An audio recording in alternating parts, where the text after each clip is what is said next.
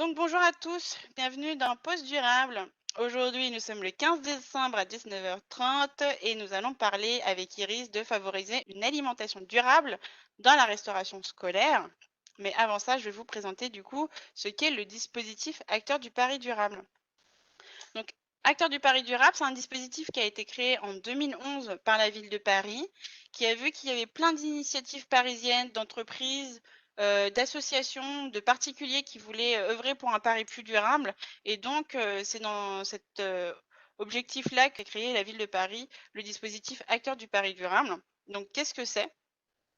C'est un dispositif qui comprend plusieurs outils. Donc, d'abord, un site internet, acteurduparizdurable.fr, qui marche comme un mini réseau social. Donc, tout le monde peut créer un profil sur Acteurs du Paris Durable pour poster des événements, des actualités en lien avec tout ce qui est environnement, transition écologique de Paris.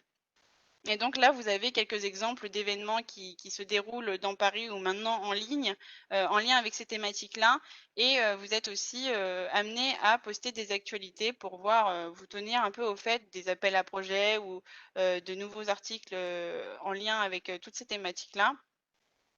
Et aussi, nous, on poste pour savoir si on fait des appels pour chercher des acteurs qui voudraient passer pour une pause durable ou des choses comme ça. Et vous avez aussi des fiches pratiques sur ce site. Donc, par exemple, comment devenir éco-volontaire, le zéro déchet, etc.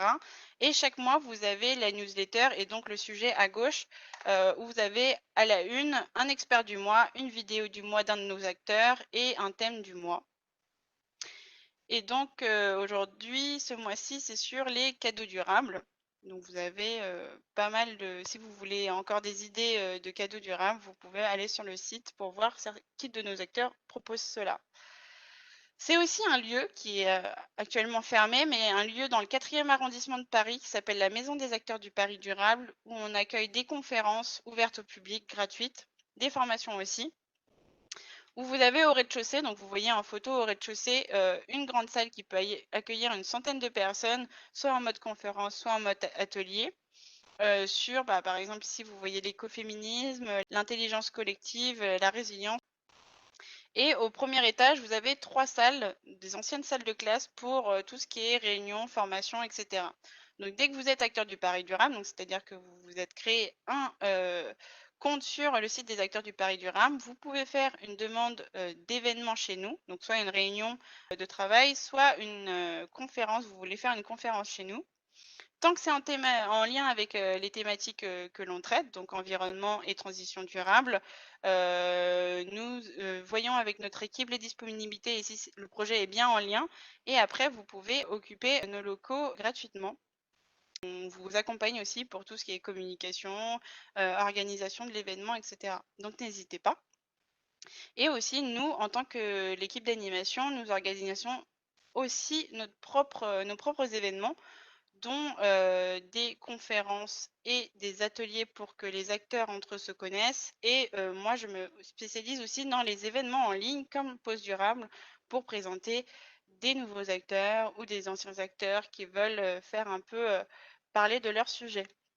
Acteurs du Paris Durable, c'est aussi un réseau d'acteurs qui s'entraident. Donc moi, je suis animatrice du réseau des acteurs.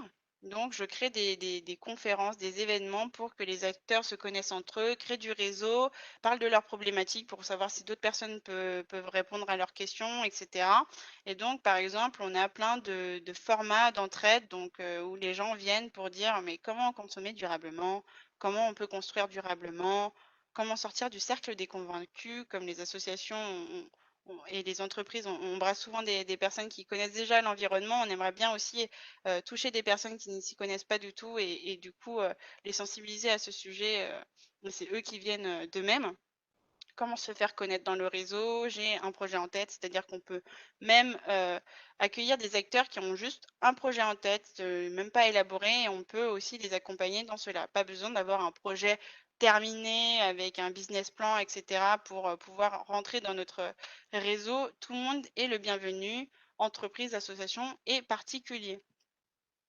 Donc, Pause Durable, c'est un format en ligne qui s'est créé grâce au premier confinement et on voulait mettre, vu que nos lieux n'étaient plus, utilisables par nos acteurs, c'était bien d'avoir une petite vitrine pour eux aussi, et toujours, sensibiliser le grand public, autrement. Et donc du coup, j'ai créé ce format en ligne Pause durable, un petit format d'1 heure maximum en comptant les questions-réponses, pour mettre en avant un sujet de, transition durable ou d'écologie, en général, et pouvoir mettre aussi en avant un acteur qui est en lien avec ce sujet-là. Donc il y a la conférence, comme aujourd'hui. Il y aura la rediffusion ensuite, quelques jours après, sur notre chaîne YouTube qui est en bas, et ensuite tout cela sera posté en actualité sur notre site internet. Donc si vous voulez, voir les autres posts durables, vous pouvez aller sur notre site, YouTube pour voir la playlist. Vous avez un peu, les quelques vidéos qui sont déjà sorties, donc sur la ferme de Paris, l'atelier 21, Gara et Good Living Concept. Et vous allez aussi, pour être tenu au courant des autres posts durables, vous pouvez aller sur le site internet où tous les événements, vous tapez posts durables dans la barre de recherche et vous voyez tout ce qui a déjà été fait et tout ce qui va être fait. En novembre, on avait 3 sujets. Donc, le premier, c'était sur la construction écologique, le deuxième, c'était sur l'autonomie en énergie, et le troisième, c'était les poulaillers pour la réduction des déchets. Donc, vous voyez que c'est vraiment un grand panel de sujets, tous plus diversifiés les uns que les autres. Le mois prochain, on aura une conférence qui est déjà fixée le 12 janvier sur les perturbateurs endocriniens dans les cosmétiques. Donc, cosmétiques, c'est pas juste produits de beauté, c'est aussi tout ce qui est shampoing, etc. Et vous avez aussi une qui va être planifiée en fin janvier sur l'énergie renouvelable citoyenne, donc des coopératives d'énergie renouvelable en Île-de-France. Donc, vraiment, grand écart des sujets. Et maintenant, je vais laisser place à Iris pour nous parler de comment favoriser une alimentation durable dans la restauration scolaire. Du coup, merci à tous d'être là ce soir et merci aux acteurs du Paris durable et à la ville de Paris, du coup, de permettre cette conférence. Donc, je suis très heureuse de vous parler ce soir de la restauration scolaire et la durabilité, du coup, en particulier. Donc, je me présente, je suis Iris Farrugia, je suis ingénieure agronome. J'ai également une licence en écologie et je vais vous parler donc de cette thématique, mais je vous parlerai aussi un petit peu à la fin des ateliers que je propose, qui sont les ateliers des petites pâtes. Je vais commencer par vous parler un petit peu de l'impact de l'alimentation. Vous savez, manger, c'est quelque chose qui est absolument essentiel, mais c'est aussi un moment de convivialité, un moment de plaisir. On le sait notamment, on va s'en rendre compte en particulier avec l'approche des fêtes. Mais manger, c'est aussi un acte politique, à savoir que on ne se pose pas nécessairement toujours des questions quand on prend un repas. Pour autant, on pourrait se demander, par exemple, si la poire qu'on a prévue en dessert a été à pousser dans un contexte favorisant l'installation de la biodiversité, ou bien pour savoir si le producteur qui a permis de mettre une courgette dans votre plat, est-ce qu'il a été correctement rémunéré, etc. Enfin voilà, finalement, il y a pas mal de questions qu'on pourrait se poser et qu'on ne se pose pas nécessairement. Cela dit, je pense que parmi vous, vous êtes assez nombreux à vous poser ce type de questions que vous êtes là aujourd'hui. Tout ça pour dire finalement que l'alimentation a un gros impact dans nos vies, mais aussi donc sur la protection de l'environnement. Donc, pour vous donner un ordre d'idée, un quart des émissions de gaz à effet de serre en France vient de nos assiettes. Donc, quand on parle de ces émissions, c'est de la production jusqu'à la conservation. Et notre alimentation actuelle y est pour beaucoup. À savoir que l'on mange des produits de plus en plus transformés. On peut penser par exemple aux produits surgelés ou aux produits en conserve, et ça demande beaucoup d'énergie pour produire cette alimentation, pour la conserver et la stocker aussi. Ensuite, on consomme de plus en plus de matières carnées, ce qui a un impact plus important sur l'environnement. Donc, pour 1 kilo de viande, on est à 5 à 10 fois plus d'émissions que pour 1 kilo de céréales, pour vous donner un ordre d'idée.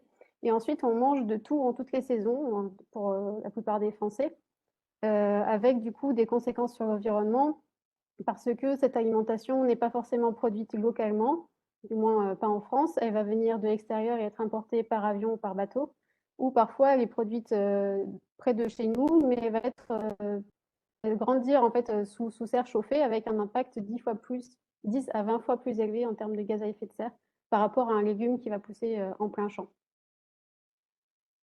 Donc tout ça pour vous dire que finalement, il vaut mieux, c'est dans notre intérêt en fait d'aller vers une alimentation durable, vu que On est dans un contexte de réchauffement climatique et on a vu qu'en termes de gaz à effet de serre, l'alimentation, ça a un gros impact.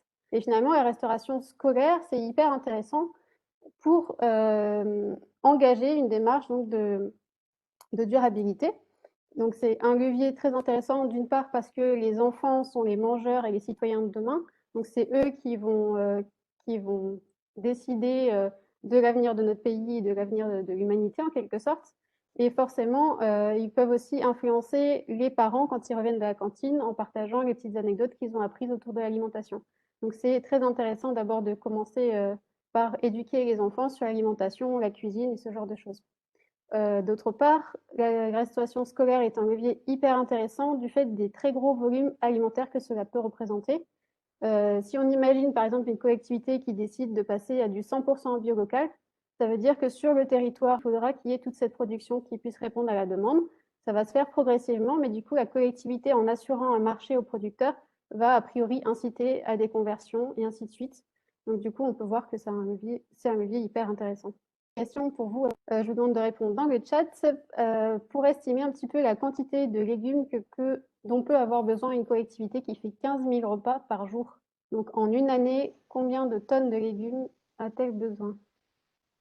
C'est un 50 peu dur tonnes, de... 150 ou plutôt 600? C'est un peu dur, mais bon, on est là Déjà, pour ça, on va commencer imaginer après. 15 000 repas, déjà, moi j'ai un peu de mal. Ouais, Donc c'est un n'hésitez peu pas. compliqué. Alors, surtout du B, donc 150 tonnes pour Ok, la plupart des personnes, sauf pour l'instant une personne qui nous dit, ah non, on a du B et du C. Donc 150 tonnes, 600 ok. tonnes. Eh ben, on va voir ça tout de suite. Eh ben, on est effectivement sur des volumes de 600 tonnes pour les légumes. Donner un ordre d'idée, sur les fruits, on est plus sur du 200 tonnes. Et pour la viande, on est plutôt sur du 60 tonnes. Vous voyez que donc c'est des volumes hyper importants et que ça peut faire un levier très intéressant.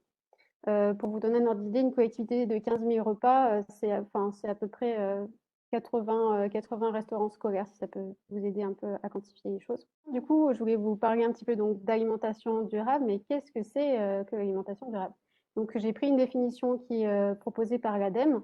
Donc, c'est l'ensemble des pratiques alimentaires qui visent à nourrir les êtres humains en qualité et en quantité suffisante, aujourd'hui et demain, dans le respect de l'environnement, en étant accessible économiquement et rémunératrice sur l'ensemble de la chaîne alimentaire.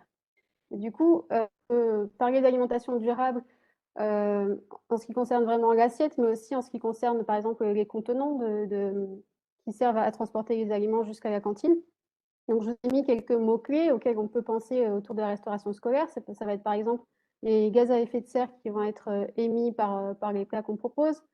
Si on travaille plutôt avec des produits bruts, des produits de saison, si on travaille avec du local, si on demande des produits équitables, des produits bio, si on est sur du végétarien, si on incite, si on achète plutôt des produits en conversion vers l'agriculture biologique, il peut y avoir aussi d'autres choses comme par exemple les OGM, l'huile de palme, les labels en général. Et comme je vous disais un petit peu autour de l'alimentation, tout ce qui tourne autour du plastique, des plastiques à usage unique et barquettes qui servent à réchauffer éventuellement les aliments. Vous voyez qu'il y a vraiment pas mal de notions, donc on va définir petit à petit celles sur lesquelles on va parler aujourd'hui. Je voulais vous parler un petit peu de ce que fait la ville de Paris à l'heure actuelle. Donc, ils ont mis en place un plan alimentaire durable sur l'année 2015 à 2020. Donc là, ils vont bientôt arriver à des conclusions du coup sur cette première étape, sachant qu'ils vont entamer une deuxième étape avec une prolongation sur les 5 prochaines années à venir. Et donc, pour la ville de Paris, l'alimentation durable, c'est quoi finalement? C'est des produits bio, donc labellisés bio, du label rouge et de la pêche durable avec ces deux différents labels. Et leur objectif pour 2020, c'était d'atteindre 50% d'une alimentation durable, autant que possible avec des produits de saison et des produits locaux.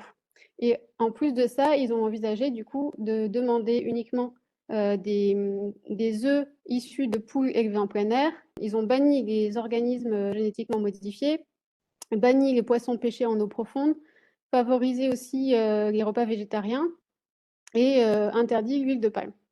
Pour vous donner un ordre d'idée des quantités que ça va représenter, donc je vous poserai une petite question après, mais en fait ce plan alimentaire durable, il est relatif à tous les restaurants collectifs municipaux, donc ça prend en compte la restauration scolaire, mais pas seulement. Donc du coup, est-ce que vous avez une petite idée des volumes que ça représente pour la ville de Paris? Donc là, je vous ai mis voilà, toutes les autres personnes concernées par ce dispositif. Donc réponse A, est-ce qu'on est plutôt sur 5 millions de repas produits par an, plutôt sur 10 millions de repas par an ou plutôt 30 millions de repas? Donc sur tout Paris. Ok, Alors, pour réponse l'instant, C. c'est ouais. C, B. Donc 10 millions, ça se balance entre 10 millions et 30 millions de repas par an. Eh ben, vous êtes globalement dans le bon. Donc, effectivement, réponse C, on est sur 30 millions de repas et ça concerne 1300 restaurants collectifs municipaux. Donc, c'est vraiment des gros, gros, gros volumes. C'est hyper intéressant que la ville de Paris se soit penchée sur la question. Petit focus maintenant sur la loi Egalim. Alors, ça ne parle peut-être pas à tout le monde, mais si vous êtes là aujourd'hui, je vous invite vraiment à creuser un peu la question après. La loi Egalim, donc, c'est une loi qui va concerner la restauration collective, en particulier la restauration scolaire, mais pas que, donc c'est pour ça que c'est intéressant de jeter un après.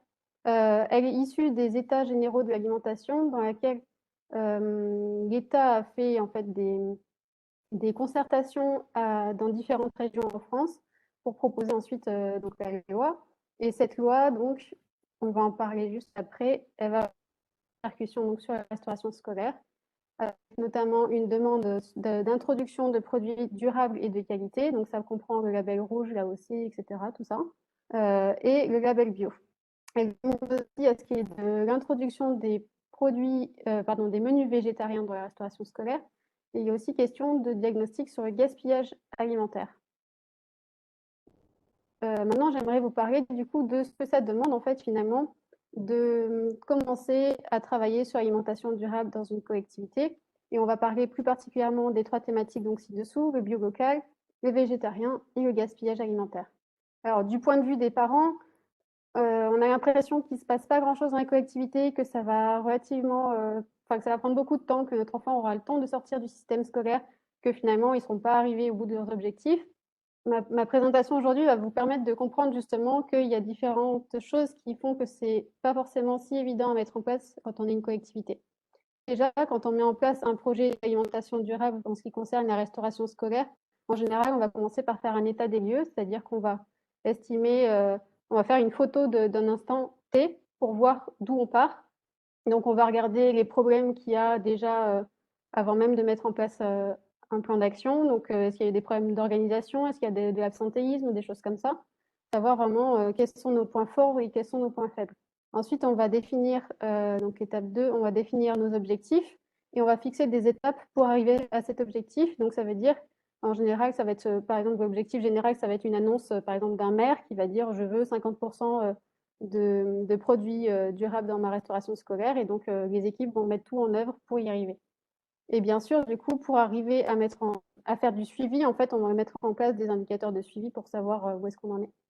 Et tout ça, donc, ça prend du temps et ça demande un budget. Donc, c'est pour ça que finalement, on est obligé de procéder étape par étape parce que voilà, on ne peut pas mettre tous les moyens humains sur plein de projets, plein de sous-projets différents et on ne peut pas consacrer un budget énorme non plus parce que notamment, on veut essayer en général de rester à prix à peu près constant pour ne pas avoir à répercuter sur ce que payent les parents, entre autres.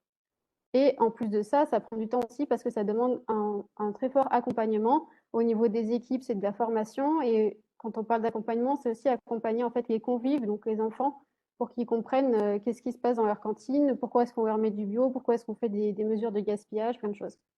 Et un accompagnement aussi auprès des parents pour qu'ils comprennent la démarche et qu'ils adhèrent au projet. Et dans la durée, du coup, on vérifie un petit peu les indicateurs de suivi pour savoir où on en est. On met à jour notre plan d'action et l'idéal, mais ce n'est pas fait partout, l'idéal, c'est de valoriser aussi toutes les personnes qui ont mis en œuvre le projet. Et ça permet finalement de de conserver une motivation au sein des équipes. Malheureusement, ce n'est pas forcément fait beaucoup, comme je vous le disais. Et du coup, moi, j'ai vu beaucoup de collectivités qui se démotivent progressivement par manque d'encouragement et de reconnaissance. Question du coup, avant de parler un petit peu du bio, la loi Egalim prévoit d'introduire combien de pourcentage de bio d'ici 2022? Alors, réponse A, 10%, réponse B, 20%, réponse C, 30%. Alors, la plupart répondent Ok, B. on a du B et du C. Ok. Les gens n'aiment pas trop la réponse A à chaque fois. Ok, bah du coup, merci pour toutes vos réponses. Et ben, vous êtes dans le bon aussi en grande majorité. On est effectivement sur du 20% de bio d'ici 2022. Et on est en fait au niveau de la loi Egalim, c'est 50% de produits durables donc dits durables, avec tous les labels que je vous avais montrés tout à l'heure, dont 20% de produits bio. Et donc, c'est une question d'investissement en argent, en fait. Donc, c'est un pourcentage en valeur d'achat. Qu'est-ce que c'est la valeur d'achat? Juste pour vous rappeler, ça veut dire que dans le budget qu'on va consacrer à l'alimentation, 20% de ce budget doit partir pour des produits bio. Et du coup, qu'est-ce que ça implique finalement d'introduire des produits bio? Alors là, on va parler plutôt du bio local, parce qu'en fait, la grande majorité des collectivités qui introduisent du bio veulent être parfaitement cohérents et ils trouvent que ça n'a pas beaucoup de sens d'importer des produits bio donc de l'extérieur. Donc, qu'est-ce que ça implique pour le bio local en particulier? Ça demande déjà à connaître l'offre qui est existante sur son territoire pour savoir notamment si on va pouvoir passer des marchés publics qui vont correspondre à ce qui existe vraiment, c'est-à-dire en termes de conditionnement. Est-ce qu'on est sur des yaourts en seau, par exemple, ou plutôt sur des petites portions individuelles, des choses comme ça. Sur aussi la nature des produits. Est-ce que c'est des produits qui sont calibrés, c'est-à-dire qui sont à des tailles régulières, qui ont été triées, ce genre de choses. On va aussi être en général du coup sur des produits donc de saison. Si on est en bio local, ça va être forcément de saison. Donc ça veut dire qu'on est sur des produits qui sont peu diversifiés. Ça demande un accompagnement au niveau de la cuisine pour essayer d'innover avec des nouvelles recettes et ça demande un accompagnement au niveau des enfants pour expliquer pourquoi est-ce qu'on retrouve le kiwi en pleine période de kiwi régulièrement dans la semaine, alors que peut-être que les enfants en sont un petit peu lassés. Ça demande aussi de travailler avec des produits qui sont davantage bruts. Pourquoi? Parce que il s'avère que le bio local peut être un peu plus cher, mais finalement, un moyen de gérer les surcoûts, ça va être justement de travailler avec ces produits-là plutôt. Et ensuite aussi, c'est souvent parce que les producteurs en bio ne sont pas forcément structurés encore pour répondre à la demande de la restauration scolaire. Et du coup, ils vont être plutôt sur des marchés type AMAP, etc. Donc pendant les plus petits volumes pour les plus petites collectivités, mais ils vont être sur des choses en général plus brutes, donc pas transformées, pas prêtes à l'emploi pour une collectivité. Et une collectivité n'a pas forcément l'habitude de travailler avec ce genre de produits parce que ça demande beaucoup d'adaptation en cuisine. Il faut des fois laver les légumes, les peler, etc. Et on n'a pas forcément non plus le matériel. Ensuite, ça demande bien évidemment donc, de gérer les surcoûts et du coup, c'est très souvent fait grâce à un travail sur le gaspillage alimentaire. On arrive à économiser un petit peu d'argent du fait du gaspillage qui n'est plus généré et on peut le réinjecter dans l'achat de meilleures denrées alimentaires, donc par exemple du bio. Et ensuite, du coup, les explications aux parents et aux enfants, je vous en ai un petit peu parlé. Une petite question à présent sur les menus végétariens. Donc, pareil, dans la loi Egalim, qu'est-ce qui est indiqué sur ce sujet-là? Est-ce qu'on est sur une demande de un menu par mois d'ici novembre 2019, donc qui est déjà passé, un menu par semaine ou plutôt 2 menus par mois? Ok. La réponse en général c'est B. C'est vrai que moi j'ai entendu un menu par semaine à la télé. Donc tout le monde pour l'instant dit B, hein. Consensus Ouais, 100%. tout le monde est calé, c'est cool. Eh ben, c'est bien ça, donc on est sur un menu par semaine. Du coup, maintenant, pareil, je vais vous expliquer un petit peu ce que ça peut impliquer au niveau d'une collectivité. D'abord, c'est apprendre à retravailler avec certains produits dont on n'a plus forcément l'habitude.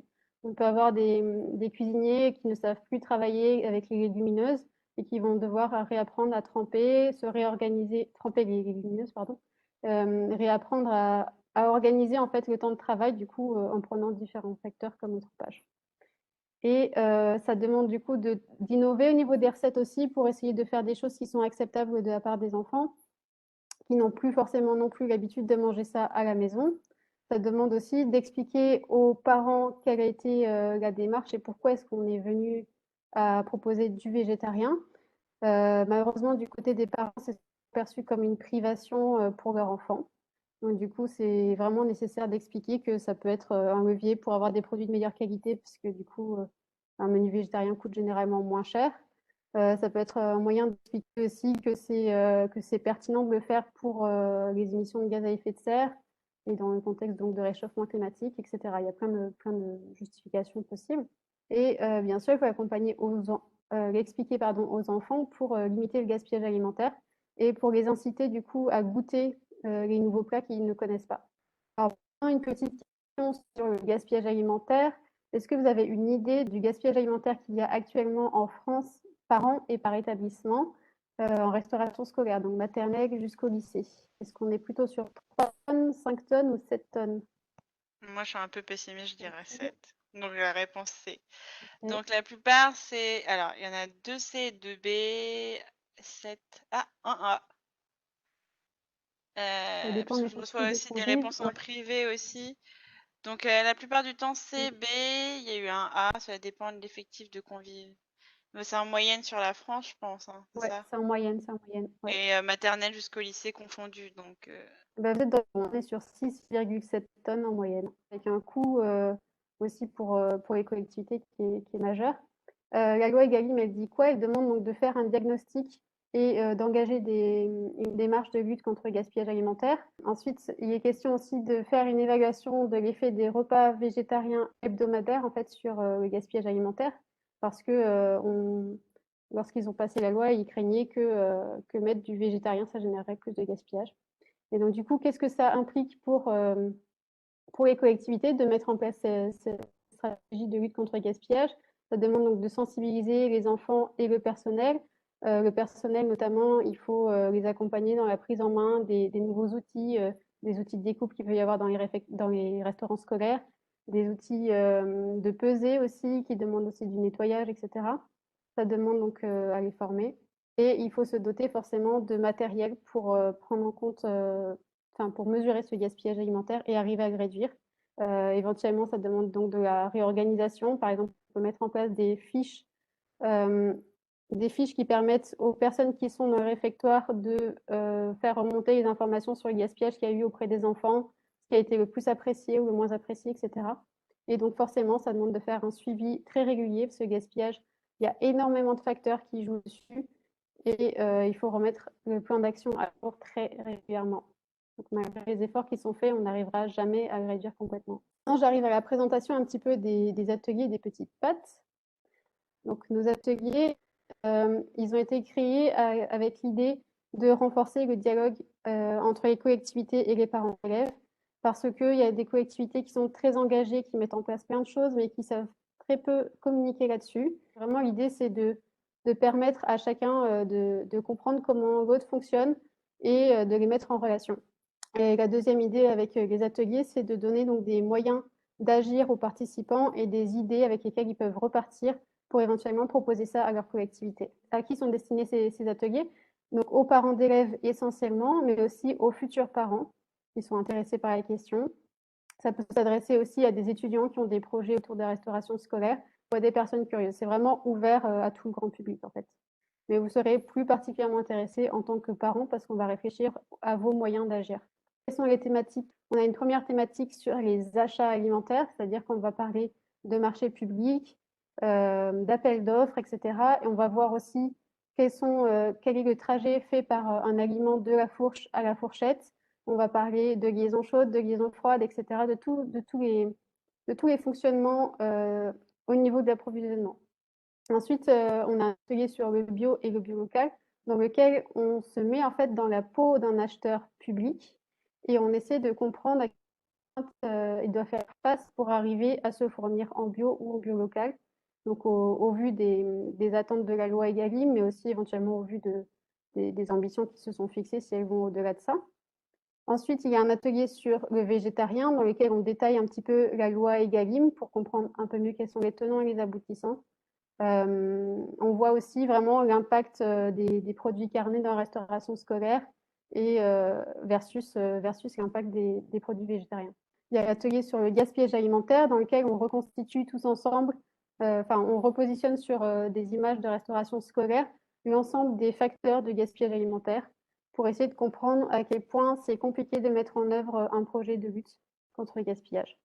Et il y aura d'autres ateliers qui seront développés à l'avenir, donc n'hésitez pas à nous suivre pour être au courant du coup des prochaines sorties. Comment se passe un atelier? Alors déjà, les ateliers sont 100% en ligne, donc ce qui permet de favoriser des échanges avec des personnes qui viennent de toute la France, donc ça c'est vraiment hyper intéressant. Ça nous permet d'avoir voilà, des partages de personnes qui sont en Île-de-France, d'autres qui sont dans le sud, dans l'Est, etc. Super, vraiment super chouette. Ensuite, on a vraiment des profils très très variés, donc pas seulement des parents, on a des fois des personnes qui sont dans des associations d'environnement ou autres, et des projets concrets à partager. Ensuite, ça nous permet aussi, donc chaque atelier de rentrer en profondeur dans une thématique particulière. Donc les thématiques, c'est celles qu'on a vues précédemment. Et tout ça en un temps limité de 1h30. Donc c'est un format qui est assez condensé, mais qui pour autant passe très vite parce que c'est totalement participatif et c'est ludique. Donc on essaie de vous amuser autant que possible pendant la session. Donc il y a eu des éditions spéciales Noël où ça a un peu dansé et tout, c'était super sympa. Mais bien sûr, bon, en temps normal, c'est un peu moins festif version Noël, mais voilà, on essaie le temps d'apprentissage un maximum agréable et sympathique. Donc voilà un petit peu une image de l'atelier sur le gaspillage alimentaire pour vous donner un petit ordre d'idée. Le déroulé classique, c'est un tour de table pour se rencontrer, briser un petit peu la glace avec un petit jeu aussi. Ensuite, on prend en main l'outil numérique, puisque forcément, on va être sur une plateforme numérique dont certains ne connaissent pas l'interface. L'idée, c'est vraiment de comprendre un maximum comment ça fonctionne et éventuellement faire des pré-manipulations pour le jeu, pour essayer d'aller au plus vite après si on a un temps limité pour faire le jeu et tout. Ensuite, on rentre dans le jeu, donc là, c'est un visuel du jeu. Et après, on va partir dans une réflexion commune sur ce qu'on peut faire en tant que parent d'élève. Donc voilà, si je dois détailler un petit peu cet atelier de gaspillage alimentaire, là, l'idée, c'est qu'on a différentes cartes qui sont catégorisées, animation, personnel, matériel, etc. Et du coup, les cartes représentent des facteurs de gaspillage alimentaire, donc ça influe positivement ou négativement sur le gaspillage. Et là, donc, les participants doivent en équipe positionner le plus rapidement possible l'ensemble des cartes sur les différentes images pour essayer donc de les mettre au plus proche de ce que contient la carte. Par exemple, s'il y a le bruit qui se retrouve dans les cartes, on va le positionner sur la zone de bruit qui est là. Et donc, on marque des points. Et ensuite, on fait un petit débrief où vous marquez des supplémentaires sur les anecdotes que vous arrivez à partager sur la thématique. Donc, ça permet d'aborder pas mal de notions très différentes et de vous donner des petites idées de ce que vous pouvez proposer à votre collectivité. Il y a même des élus, des fois, qui participent à nos ateliers grand public, donc c'est hyper intéressant. Pourquoi venir? Donc, pour apprendre en s'amusant, forcément, pour pouvoir poser toutes vos questions et bénéficier d'un partage d'expérience, vu que j'ai travaillé au sein d'une restauration collective, puis en accompagnement d'autres restaurations collectives. Donc, je suis vraiment ravie de vous partager tout ce que j'ai pu vivre auprès des enfants, auprès de toutes les équipes. Repartir avec des petites idées à proposer aux collectivités ou des petites idées aussi des fois à faire chez soi. Parce que finalement, l'éducation alimentaire des enfants, ça commence bien à la maison. Trouver aussi des ressources pour aller plus loin et pouvoir mobiliser votre collectivité, vos proches et les autres parents d'élèves qui sont éventuellement dans votre commune. Voilà, du coup, je suis arrivée à la fin de la présentation. Vous avez mon contact ici, n'hésitez pas à me joindre si vous le souhaitez. Et du coup, je vais répondre à présent à vos questions. Donc, je ne sais pas si on a déjà eu dans le chat. Ouais, il y en a eu quelques-unes. Est-ce que l'objectif de la ville de Paris de 2020 sur l'alimentation durable a été validé? Je ne suis pas sûre qu'ils aient fait leur bilan, du coup, vraiment sur 2020. Par contre, j'ai quelques informations effectivement à communiquer là-dessus, notamment au niveau des crèches. Ils sont arrivés à 90% d'alimentation durable, avec, je crois, 85% de produits bio, donc c'est vraiment hyper intéressant. Et après, il y a les caisses des écoles du 9e et 10e arrondissement qui ont participé à une expérimentation avec un cabinet qui s'appelle Eco2 Initiative, où ils ont du coup réussi à réduire de 30% les gaz à effet de serre émis par les menus entre 2018 et 2020. Donc vraiment, je pense qu'ils sont en bonne voie et j'ai hâte de découvrir l'ensemble du bilan. Donc du coup, de ma part, à la ville de Paris, je crois que sur, l'Agence parisienne du climat, donc l'APC, qui est une association, qui a posté, une sorte de review sur, les objectifs ont-ils été atteints ou pas. On peut retrouver ça sur internet, mais il y avait écrit qu'en 2019, l'alimentation durable, dans la ville de Paris représentait déjà 53,1 et l'objectif, du coup, c'était 50, donc c'était bien, ça a bien été atteint, ce mi-objectif, du plan, dont 46,2 de bio, 7 de label rouge, MSC et pêche durable. Et donc il y a un nouveau plan durable de 2021 à 2026 où là maintenant c'est d'atteindre 100 d'alimentation durable, dont 50 de produits locaux. Voilà, c'est un peu ce qu'on peut retrouver, en source hors, ville de Paris. Là, il y a une question qui vient de tomber. Fréquence des formations, est-ce que c'est seulement en Île-de-France? Alors du coup, c'est plus des ateliers que des formations, vous n'aurez pas de diplôme ou des choses comme ça en sortie. Mais la fréquence, du coup, on est sur 2 ateliers de chaque thématique à peu près par mois, sachant que pour le moment, on a surtout eu le gaspillage alimentaire, mais les prochains ateliers que je vous ai annoncés vont sortir très prochainement. Et après, du coup, non, ça ne concerne pas que l'Île-de-France, hein, vous pouvez venir de partout. On nous demande quel lien peut-on faire entre ce genre de projet en restauration scolaire et l'éducation à l'alimentation en classe? OK. Alors, il y a des associations des fois qui travaillent avec la restauration scolaire, donc sur le gaspillage et cetera, qui font des liens avec les enseignants et ça en fait un projet hyper intéressant. Pourquoi? Déjà parce que ça fait une prolongation de on prolonge les messages qui ont été véhiculés, notamment sur le temps du midi avec les petites animations qui peuvent être proposées. Ça peut être ancré, de façon très pérenne en fait dans l'esprit des enfants grâce à l'intervention donc de ces enseignants. Et comment est-ce qu'on peut le faire concrètement? Ça peut être en intégrant le gaspillage alimentaire dans le programme pédagogique, en faisant par exemple des calculs autour du gaspillage alimentaire qu'il y a eu à la cantine, ou bien en faisant euh, des liens avec les autres matières. Il y a toujours plein de liens à faire avec la SVT par exemple. Vous pouvez parler de comment les ont poussé, etc. Enfin, il y a vraiment plein de liens faisables. Très bien. Comment être informé de tes sessions? Alors, les sessions, vous pouvez retrouver sur Facebook les petites pattes. Donc, on crée un événement simplement et on annonce aussi l'événement de temps en temps à quelques jours de l'échéance. Et ensuite, éventuellement, suite à l'atelier, vous recevrez aussi un petit formulaire de contact qui vous permet d'être dans notre mailing list. Si vous n'êtes pas trop réseaux sociaux, du coup, vous recevez directement les dates dans votre boîte mail. Et vous pouvez aussi les trouver sur le site des acteurs parce qu'Iris poste aussi sur le site des acteurs du Paris durable. Ouais. Petite autre question. Comment faites-vous pour compenser les surcoûts liés à l'alimentation durable? Donc déjà, est-ce qu'il y a des surcoûts liés à l'alimentation durable? Et si oui, comment on Ouais. fait pour les compenser? Alors, justement, bah, si on parle par exemple du bio, sur le bio, on est en général sur un surcoût de 20%.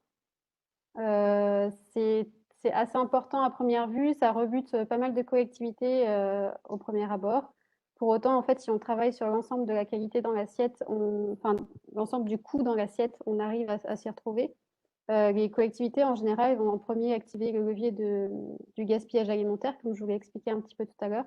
En réduisant le gaspillage alimentaire, du coup, on arrive à se dégager du budget qui peut être en faveur d'une alimentation plus durable, donc parce qu'on a plus d'argent à investir dans cet approvisionnement, simplement. D'autres choses qui sont faites, ça va être de travailler avec davantage de produits bruts, parce que ça coûte aussi en général moins cher. En fait, il y a tout un tas de leviers, donc notamment sur le bio, vous pouvez regarder sur le site de l'agence bio qui renseigne assez bien là-dessus. Et sur les autres produits, c'est globalement la même chose, hein. Il n'y a pas de chiffres par contre sur les surcoûts des autres types de produits. Très bien. Est-ce que le bio local est considéré de saison? Le bio local est de saison de fait, oui. Oui, oui, obligatoirement. Enfin, si la question vous intéresse, vous pouvez essayer de taper serre chauffée sur Internet, serre chauffée en bio, et il y a eu euh, une loi, je crois, qui est passée là-dessus pour dire que les produits qui étaient, je crois, les produits qui poussaient en été ne pouvaient pas être labellisés bio s'ils étaient vendus en hors saison. D'accord, très bien. Quels sont les effets d'un menu végétarien à la cantine sur les émissions de gaz à effet de serre? Alors, j'ai pas les chiffres en tête non plus, mais par contre, il y a une étude de Greenpeace qui a mesuré un petit peu ça.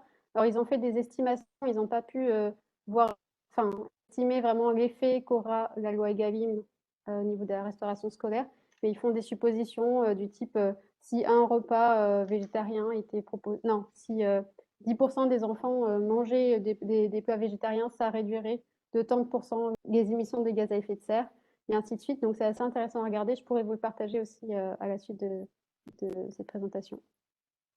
Ok, super. Je vais faire partager un peu quelques remarques et puis après ce sera à la fin. Il y en a quelques-unes. Donc, quelqu'un nous a dit que les commissions de menus sont un bon moyen d'échanger et de communiquer entre la ville et les parents. Ça, Ouais. c'est une bonne remarque. Que la lutte contre le gaspillage alimentaire a été tentée en service civique chez Unicité dans différentes villes. et nous fait part que dans sa commune, les repas sont passés de 5 à 4 composantes, pas de perte nutritionnelle, mais moins de dépenses et de gaspillage. Oui, et 4 composantes, c'est effectivement une des choses qui est très fréquemment proposée aussi. C'est pas forcément annoncé aux parents d'élèves, mais effectivement, on va enlever, on va on va fusionner des fois, par exemple, certaines composantes pour arriver à avoir les mêmes équilibres nutritionnels, mais c'est vrai que du coup, en termes de quantité, ça fait, quelque chose de moins conséquent dans l'assiette. Pour autant, on est quand même sur des quantités qui conviennent parfaitement aux enfants, pour la satiété, donc c'est pas un souci. Mais du coup, c'est vrai que c'est plus rapide à consommer et ça prend, ça génère moins de gaspillage du fait des moins importantes quantités, quoi. Ok, très Donc bien. c'est effectivement, ça fait partie des leviers qui peuvent être activés. On en parlait tout à l'heure, c'est peut-être la même personne d'ailleurs qui a proposé cette réponse. C'est un des leviers qu'on peut activer effectivement pour avoir plus d'argent pour l'approvisionnement de meilleures denrées alimentaires.